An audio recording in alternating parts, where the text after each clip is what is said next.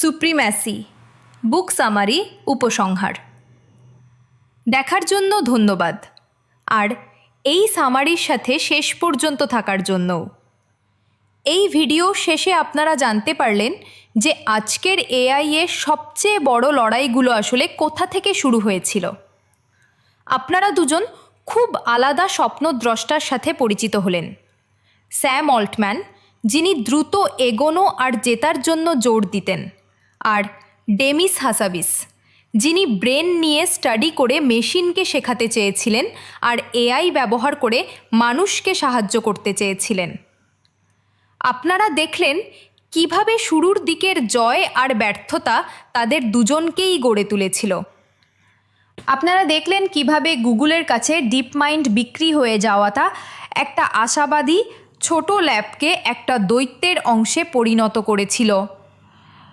আপনারা দেখলেন কিভাবে বড় টাকা আর ক্লাউড পাওয়ারের সাথে ওপেন এআই এর সম্পর্ক সব কিছুকে একটা নতুন গতি দিয়েছিল। বইটা দেখায় যে এর জন্য কি কি ছাড় দিতে হয়েছিল। একদিকে ছিল গতি আর টাকা, আর অন্যদিকে ছিল নিরাপত্তা আর যত্ন।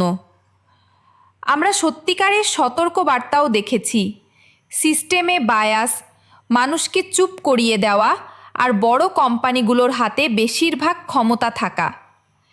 এগুলো শুধু টেকনিক্যাল সমস্যা নয়, এগুলো চাকরি, প্রাইভেসি, ন্যায় বিচার আর ভবিষ্যতে কারা নিজেদের কথা বলতে পারবে সব কিছুকেই প্রভাবিত করে। যদি এই সামারিটা আপনাদের কাছে গুরুত্বপূর্ণ মনে হয় তাহলে প্লিজ লাইক আর সাবস্ক্রাইব করুন। কমেন্টে আমাদের জানান কোন অংশটা আপনাদের সবচেয়ে বেশি অবাক করেছে, অল্টম্যানের বাজিগুলো, হাসাবিসের গেম থেকে এআই এর আইডিয়া, নাকি যেভাবে বড় টেক কোম্পানিগুলো পুরো পথটাকে আকার দিয়েছে। যদি আরও জানতে চান তাহলে প্লেলিস্টে থাকা পুরো চ্যাপ্টারের ভিডিওগুলো দেখুন, যাতে প্রত্যেকটা ডিটেল জানতে পারেন। সব কিছুর ওপরে কিউরিয়াস থাকুন আর প্রশ্ন করতে থাকুন। এআই আমাদের জীবনকে গড়ে তুলবে। এটা কিভাবে তৈরি হচ্ছে আর কাদের সাহায্য করছে সেদিকে আমাদের সবারই নজর রাখা উচিত।